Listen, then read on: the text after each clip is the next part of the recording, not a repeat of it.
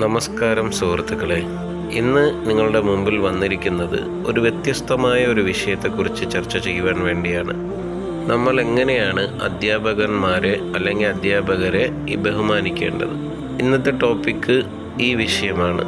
ഈ ടോപ്പിക്ക് തിരഞ്ഞെടുക്കുവാൻ കാരണം 2 ദിവസങ്ങൾക്ക് മുമ്പ് സോഷ്യൽ മീഡിയയിൽ ഞാൻ കണ്ട ഒരു വീഡിയോയെക്കുറിച്ചാണ്. വയനാട്ടിൽ പ്രായപൂർത്തിയാകാത്ത യുവാക്കൾ ചേർന്ന് ഒരു പ്രായപൂർത്തിയാകാത്ത വിദ്യാർത്ഥിയെ ക്രൂരമായി മർദ്ദിക്കുകയും സാഷ്ടാംഗം വീഴുകയും കാണുന്ന വീഡിയോ കണ്ടപ്പോൾ നമ്മുടെ ഇപ്പോഴത്തെ തലമുറ എങ്ങോട്ടേക്കുള്ള പോക്കാണ് എന്ന എൻ്റെ തോന്നലാണ് ഇന്നത്തെ വീഡിയോ ചെയ്യുവാൻ വേണ്ടി എന്നെ പ്രേരിപ്പിച്ചത്.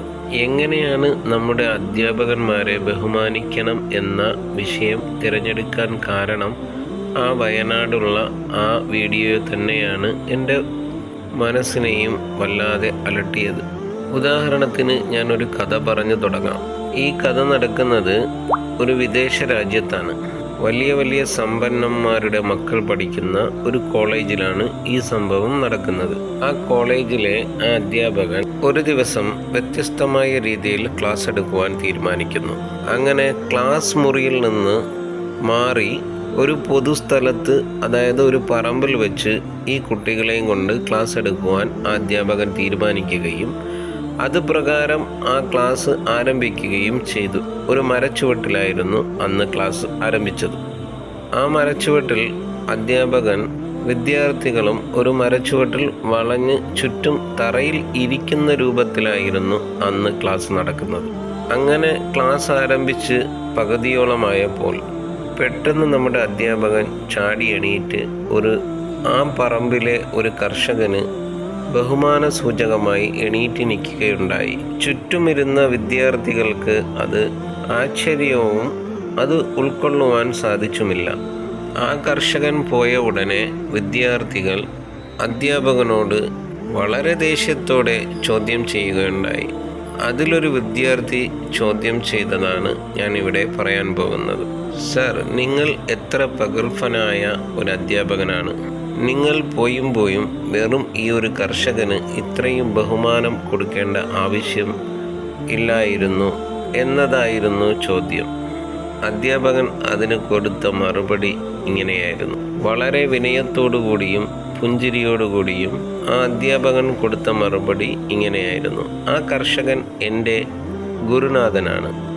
കുട്ടികൾ ആശ്ചര്യത്തോടെ നോക്കി. ഗുരുനാഥനോ? അതെ, ഒരു വിഷയത്തിൽ എനിക്ക് അറിവില്ലായിരുന്നു. ആ അറിവ് പകർന്നു തന്നത് ആ കർഷകനാണ്. അപ്പോൾ അദ്ദേഹം എൻ്റെ ഗുരുനാഥനല്ലേ? കുട്ടികൾക്ക് പെട്ടെന്ന് എന്താണ് ആ വിഷയം എന്നറിയണമെന്ന ആഗ്രഹം തോന്നി. അധ്യാപകൻ ആ വിഷയത്തെക്കുറിച്ച് കുട്ടികൾക്ക് വിശദീകരിച്ചു തുടങ്ങി. ഒരു ദിവസം പറമ്പിലൂടെ അധ്യാപകൻ നടക്കുകയും 2 നായകളെ കാണുകയുമുണ്ടായി. അതിൽ ഒരു നായ കാല് പൊക്കി മൂത്രമൊഴിക്കുന്നത് കണ്ടു. മറുനായ സാധാരണ കാല് പൊക്കാതെ തന്നെ മൂത്രമൊഴിക്കുന്നതും കണ്ടു. ഇത് കണ്ട അധ്യാപകൻ വല്ലാതെ കൺഫ്യൂഷനായി. അപ്പോൾ ഇത് കണ്ടുകൊണ്ട് നിന്ന കർഷകൻ അദ്ദേഹത്തിന് ഒരു അറിവ് പകർന്നു കൊടുത്തു.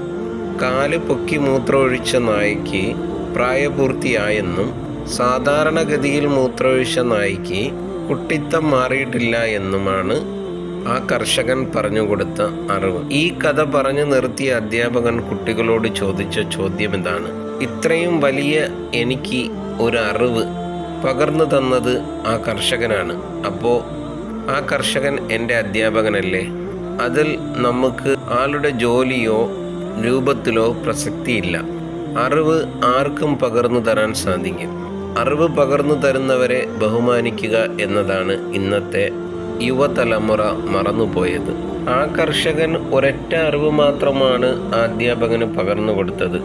അതിൻ്റെ പേരിൽ ബഹുമാനം ആ അധ്യാപകൻ കൊടുക്കുവാൻ സാധിച്ചെങ്കിൽ നമുക്ക് ചുറ്റും എത്ര പേരാണ് നമുക്ക് പല അറിവുകളും പകർന്നു നൽകുന്നത്? നമ്മളൊക്കെ അവരെ ബഹുമാനിക്കാറുണ്ടോ എന്ന ചോദ്യമാണ് ഞാൻ നിങ്ങളിലേക്ക് വെൽക്കുന്നത്. ഇപ്പോഴുള്ള തലമുറ അറിവെന്ന ലഹരിയെ മറന്നുകൊണ്ട് ബോധരഹിതമായ ലഹരിയുടെ പിന്നാലെയാണ്. ആദ്യം അതാണ് മാറേണ്ടത്. അത് മാറുമ്പോൾ എല്ലാം ശരിയാകും. അറിവെന്നത് ഏറ്റവും മൂല്യമായ ഒരു വസ്തു തന്നെയാണ്. സമ്പത്തിനെവിടെ? അറിവ് കണ്ടെത്തലിൽ ഒരു ലഹരിയായി മുന്നോട്ട് പോവുകയാണെങ്കിൽ ഉറപ്പായും നമ്മുടെ യുവതലമുറയ്ക്ക് വലിയ മാറ്റം വരുവാൻ സാധ്യമാണ്. മാതാപിതാക്കൾ ശ്രദ്ധിക്കേണ്ടത് അധ്യാപകരെ ബഹുമാനിക്കാനും മുതിർന്നവരോട് ആദരവ് കാണിക്കുവാനും നമ്മൾ അവരെ പഠിപ്പിക്കേണ്ടതാണ്.